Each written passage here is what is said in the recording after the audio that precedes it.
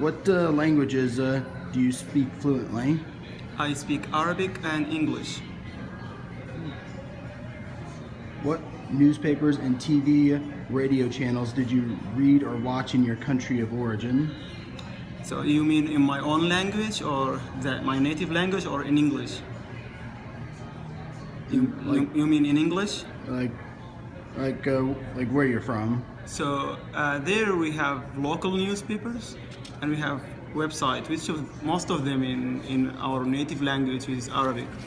But normally I read in English too, like diaries like Wall Street Journals, magazines like The Economist, and also like for TV shows I prefer watching drama, and I watch movies like once a week. I prefer rom-com and thriller kind of movies. So my favorite TV show is Breaking Bad, and I've watched like other series like Downton Abbey, and I watch also soccer, the English Premier League, which is my favorite. Nice. Why did you choose these news outlets and not others? So actually I read widely, but sometimes I prefer like the international affairs, and I look for quality kind of material. So I give a chance to different kind of media, then I choose the quality, like when I find the content to be attractive, to be credible. So if the report is interesting with facts and visuals, I am more into it. But if it's boring, dull, like there is no point, then I probably won't go to that website or magazine once. Like that's why like I like The Economist, the way they present the facts when they talk about different kind of subjects. You learn different things about that. Like you get good kind of quality and information reading magazines like Time magazine, The Economist, which helped me also improve my English as well. All right. What is currently the most important news story in your country of origin? So right now we are having troubles with the economy. So we are actually in a crisis. The dollar value is like, the exchange rate is going up every day. Last week it was 60, and we actually predicted to just continue going up. 4 years ago it was like $1 equal just 6 Sudanese pounds, and you can see that now in 3 years after that it's 60, which is crazy. So it's politically tense these days. The government refused to like change the system. It's almost the same. The economy is getting worse. People don't get access now to gas or fuel. They have to stay in line to get a bread. And like when I go into social media or talk with my friend or even read the news, it's always like this. It's just negative. So I can say the economy, we have this economic crisis, which is like the main news now. All right. What do or did you like about the mass media in your country of origin? So actually I like when they do like an investigation. We've got some good journalists. They go and they just dig deep and find some interesting facts, and then they just connect the dots. So I like that when they do a report. I don't like TV or like electronic media is not the best. I like a print kind of media. You like learn a lot from that. In TV, because it's just controlled most of the time by the government, so the content you get is actually being controlled. It's actually being directed into some directions. So you don't learn a lot from that. You don't get the facts. So if you want the facts, you probably need to read online on some websites or to read in print.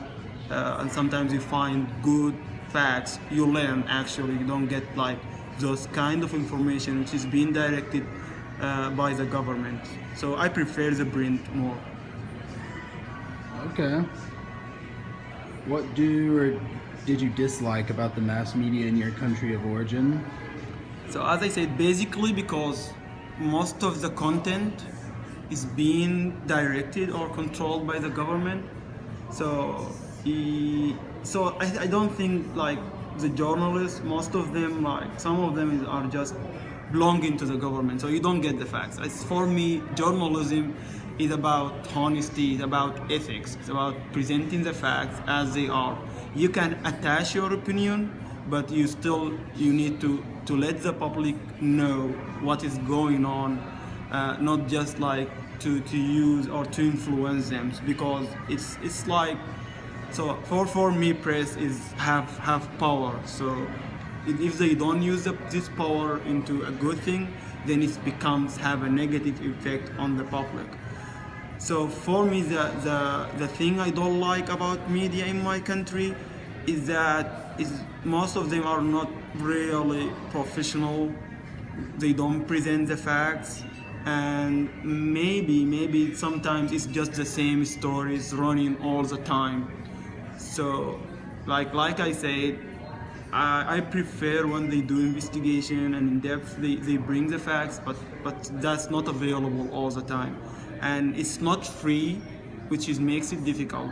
So if you are a good journalist who care about ethics and presenting facts, you don't get the chance to do that in my home country. Got it. And lastly, what is the biggest misconception people in the U.S. have about your country of origin? So I've met some people here who doesn't even know my country. Where is that? But for me, some of the people who didn't know, they think we are in civil war, and actually we are not in civil war right now. They have some tensions in some areas, so we are not in wars. Yes, the government is terrible and the economic situation is getting worse, but we are not in civil war. So when I meet someone and say, well, you are in civil war, I say, no, we are not. So that's one of the misconceptions. And also they think that maybe we are like African. They don't know we are like African, Arabian. They don't know that we speak Arabic. Like, I just think like they don't know many things about my country, and I can understand that. We are far away, we are in other continent, but like I think people here, most of them like did like my culture. They did get to know me well, and then they want to learn about my country. So I don't think there is a huge like or main misconceptions, but they are not well informed. Maybe because here the media focus on the domestic affairs, not more like the international affairs, or maybe because people they are just interested in their own lives here. They don't want to learn about other countries, which I understand. Great. Thank you very much.